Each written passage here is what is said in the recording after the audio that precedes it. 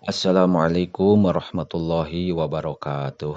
Bismillahirrahmanirrahim. Qala al-muallifu rahimahullahu taala wa nafa'ana bi ulumihi fid dharaini amin ya Allah ya rabbal alamin. Untuk kudu mikeun aranjeun ayunakum kana soca aranjeun. Hazoha kana bagianana itu ayun. Minal ibadati nyatana tina ibadah. An-nadzara tegasna ningali bil mushafi dina Al-Qur'an wa tafakkura sareng tafakur fihi dina Al-Qur'an wal i'tibaro sareng ngalap ibarat inda aja ibihi dina pirang-pirang keanehan itu Al-Qur'an. Rawahu ngariwayatkeun kana ieu hadis Al-Hakimu Imam Hakim an Abi Sa'id katampi ti Abi Sa'id. Anti itu dibere kami khamsan ku 5 perkara lam yu'tahunna anu henteu dibere ku itu khamsun saahadun hiji jalma minal anbiya'i ti pirang-pirang nabi qabli anu tetep samemeh kami. Nusirtu ditulungan kami birobi ku dipikasieun ku musuh masyirata syahrin dina lalakon sabulan. Wa uti itu sareng dibere kami mapatihal ardi ku pirang-pirang kunci na bumi. Waju'ilat sareng dijadikeun li pikeun kami naon al ardu taneuh masjidan kana jadi masjid wa tahuron sareng suci. Waju'ilat sareng dijadikeun naon ummati saha ummati umat kaula khairal umami kana panghadena pirang-pirang umat. Wa itu sareng dibere kami asy-syafa'ata ku syafaat wa kana sareng buktos saan nabiyu nabi yub'atsu eta diutus ila qaumihi ka qaumna nabi khosotan barina tangtu wa bu'itsu sareng diutus kami ila nasi ka sakabeh manusa teh amatan barina sakabehna. Rawahu ngariwayatkeun kana ieu hadis Al-Bukhari Imam Bukhari wa Muslimun sareng Imam Muslim.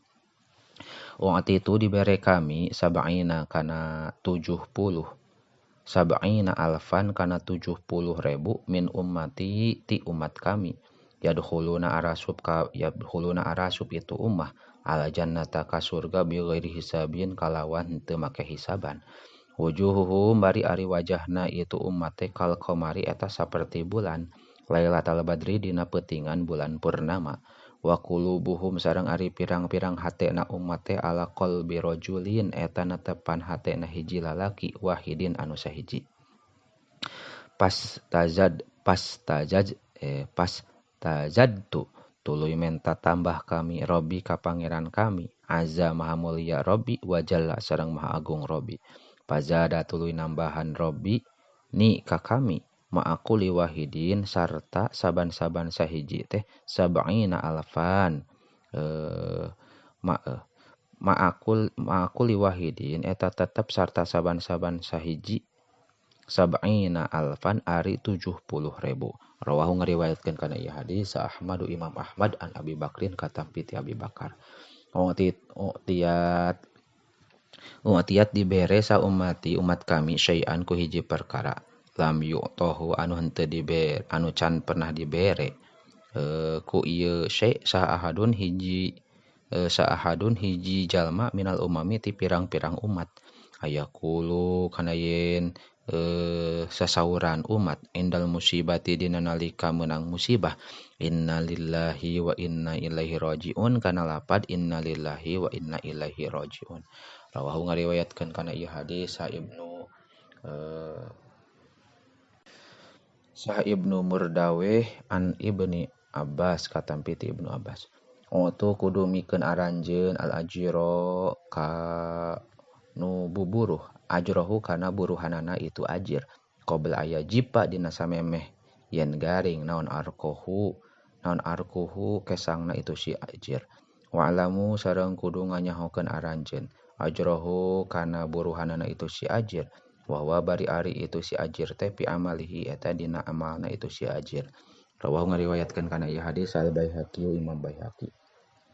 A'dhamun nasi ari panggedena manusia naonana hamman kabingungna al mukminu eta jalma mukmin yahtamu anu ngagumetkeun ieu si mukmin bi amri dunyahu kana urusan dunyana ieu si mukmin wa amri akhiratihi jeung ngamohokeun urusan akhiratna ieu si mukmin.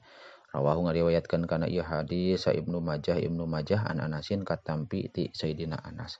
A'domun nasi ari panggedena anak manusia naonana haqqon hakna alal mar'ati wajib ka istri jauzuha eta carogena ieu si mar'ah wa a'domun nasi sareng ari bangetna manusia naonana haqqon hakna ala rajuli ka hiji lalaki ummuhu eta ibuna ieu si rajul.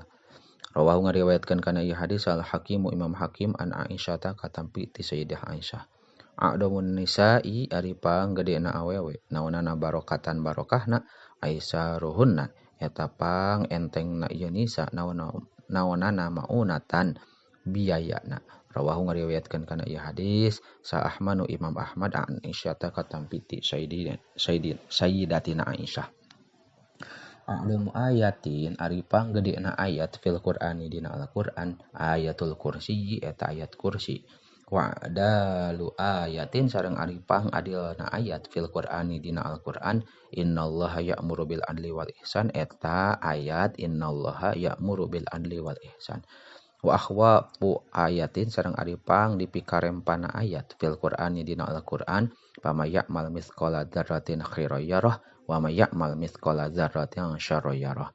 Eta ayat pamayamal mithqala dzarratin khairan yarah wa may ya'mal mithqala dzarratin syarran yarah.